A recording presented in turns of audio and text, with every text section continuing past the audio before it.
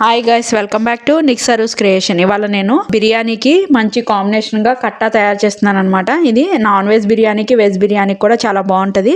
ఇది ఎలా తయారు చేసుకోవాలన్నది ఇప్పుడు మనం ప్రాసెస్లోకి వెళ్ళిపోదాం. ఈ కట్టాకి ఫస్ట్ మనం శనగపప్పు అవి అయితే ఉడకపెట్టుకోవాలన్నమాట.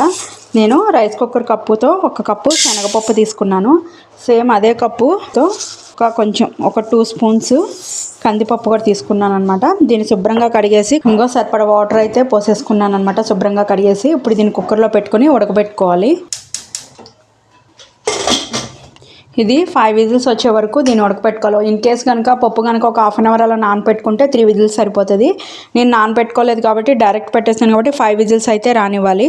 1 గ్లాసు వాటర్ అయితే కాసుకున్నాను అనమాట. అందులో 1 నిమ్మకాయ అంత సైజు చింతపండు నానపెట్టుకోవాలి. లోపు వేడి నీళ్ళు వేస్తే ఏంటంటే తొందరగా నానిపోతుంది. అందుకోసమే కొంచెం హాట్ వాటర్ పెట్టి అందులో వేసుకున్నాను. 6 విజిల్స్ అయితే వచ్చేసాయి. నేను గ్యాస్ అయితే ఆఫ్ చేసేసుకుంటున్నాను. నేను పప్పు ఉడికి పెట్టాను కదా, అది చక్కగా చల్లారిపోయింది అనమాట. దీన్ని మిక్సీ జార్లో వేసుకుని మెత్తగా పేస్ట్ అయితే చేసేసుకోవాలి. దీన్ని పేస్ట్ అయితే చేసుకుందాం. చూడండి, ఈ విధంగా అయితే పేస్ట్ చేసేసుకోవాలన్నమాట. ఇప్పుడు గ్యాస్ వెలిగించుకుని ఏదన్నా ఒకటి మందపాటి గిన్నె పెట్టుకోవాలి. నేనైతే కుక్కర్ పెట్టేసుకున్నాను. కొంచెం హీట్ ఎక్కిన తర్వాత ఇందులో ఒక 4 to 5 స్పూన్స్ ఆయిల్ వేసుకోవాలన్నమాట.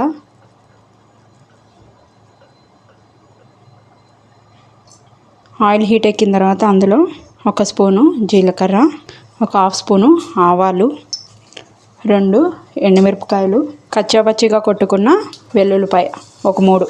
ఇది కొంచెం ఫ్రై అయింది అనుకున్నప్పుడు ఒక 2 రెమ్మలు కరివేపాకు కూడా యాడ్ చేసుకోవాలి. వేసుకున్నాక ఆనియన్స్, మీడియం సైజ్ ఆనియన్ 1 తీసుకున్నా నేను. ఇలా చక్రాల్లాగా కట్ చేసుకుని అది వేసుకోవాలి.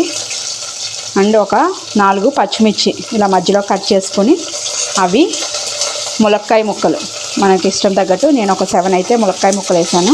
వీటిని కొంచెం ఫ్రై చేసినట్టు చేసుకోవాలి.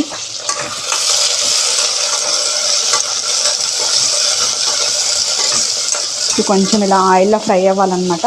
ఇలా కొంచెం ఫ్రై అయిన తర్వాత ఆనపకాయ ముక్కలు కంపల్సరీ ఇలాగే కట్ చేసుకోవాలి. ఇంకా దీనికన్నా పెద్దగా కూడా వేసుకుంటారు, కానీ నేను ఒక్కొక్క ముక్కని ఇంత ముక్క తీసుకొని అందులో 4 పార్ట్స్ చేసి ఆ 4 పార్ట్స్ని 6గా చేశాను అనమాట. ఇంత ముక్కలు అయితే వచ్చినాయి. అవి తీసుకున్నాను 1 కప్పు. అండ్ టొమాటోలు ఒక 2 ఈ విధంగా పెద్దగా ముక్కలుగా కట్ చేసుకొని ఇవి కూడా వేసేసుకోవాలి. ఇవన్నీ కూడా చక్కగా ఫ్రై అవ్వాలన్నమాట ఆయిల్లో. ఇందులో కొంచెం సాల్ట్ యాడ్ చేద్దాం. సాల్ట్ యాడ్ చేస్తే ఇవి తొందరగానే మగ్గిపోతాయి కదా ముక్కలు, కాబట్టి నేను కొంచెం సాల్ట్ అయితే యాడ్ చేస్తున్నాను. టేస్ట్కి సరిపడా వేసుకోవాలన్నమాట. నేను ఒక 2 స్పూన్స్ వేస్తున్నాను. తర్వాత టేస్ట్ చూసుకుని అడ్జస్ట్ చేసుకుందాం.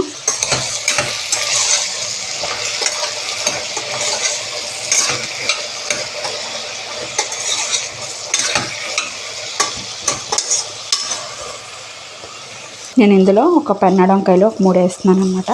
మనం ఏదైనా వేసుకోవచ్చు. అలా లాంగ్ ముక్కలుగా కట్ చేసుకుని వేసుకోవాలి.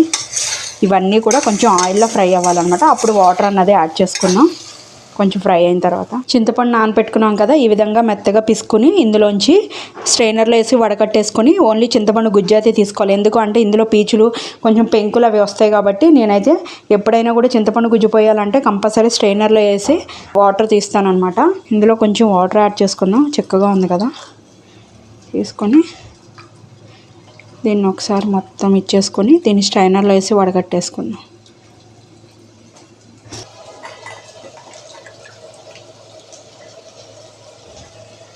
ఇదిగోండి, ఇంత చెత్త అయితే వస్తుంది.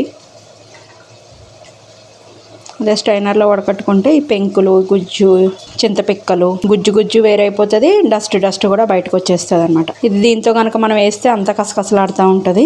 ఎంత క్లీన్ చేసినా కూడా కొంచెం గింజ, పెంకు, ఇవి పీచులు కూడా కంపల్సరీ ఉంటాయి. పక్కన పెట్టేసుకుందాం. ఇవి కూడా చక్కగా మగ్గిపోయాయి. ఇప్పుడు మనం పేస్ట్ చేసుకున్న శనగపప్పు ఉంది కదా, అది మొత్తం కూడా ఇందులో యాడ్ చేసేసుకోవాలి.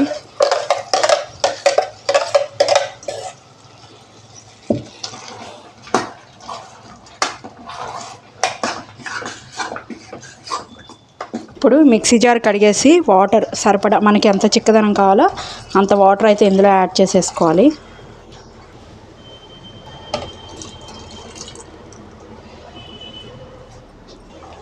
ఒకసారి కలిపేసుకుందాం. మళ్ళీ చింతపండు గుజ్జు కూడా యాడ్ చేసుకోవాలి కదా, మరీ పలచం చేసుకోవద్దు. ఈ కన్సిస్టెన్సీలో ఉంటే సరిపోతుంది. ఇది పప్పు వాటర్లో కొంచెము ఈ ముక్కలు అన్నవి ఉడికితే అప్పుడు మనం ఇందులో చింతపండు గుజ్జు అన్నది యాడ్ చేసుకుందాం. ఇప్పుడు ఇందులో కొంచెం కారం యాడ్ చేసుకోవాలి, 1 స్పూన్ అన్నారు. ఇందులో ఎలాంటి సాంబార్ పొడి, రసం పౌడరు, ధనియా పౌడర్ ఇలాంటివి ఏమీ కూడా మనం యాడ్ చేయమన్నమాట.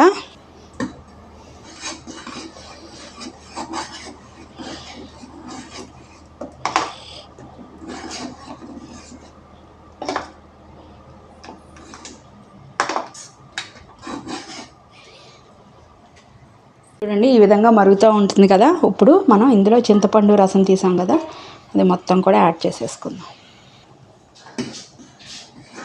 లో ఫ్లేమ్లోనే మరగనివ్వాలన్నమాట. అండ్ ఒకవేళ ఉప్పు అలాంటివి ఏమన్నా పడితే ఇప్పుడు ఇక్కడే మనం అడ్జస్ట్ చేసుకోవాలి. నాకైతే మ్యాక్సిమం సరిపోతాయి.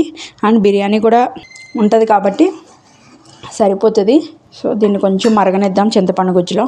చూడండి ఈ విధంగా చక్కగా మరుగుతుంది కదా, నురుగు అన్నది ఇట్లా వస్తుంది కదా. దీన్ని కదిపేసుకుంటే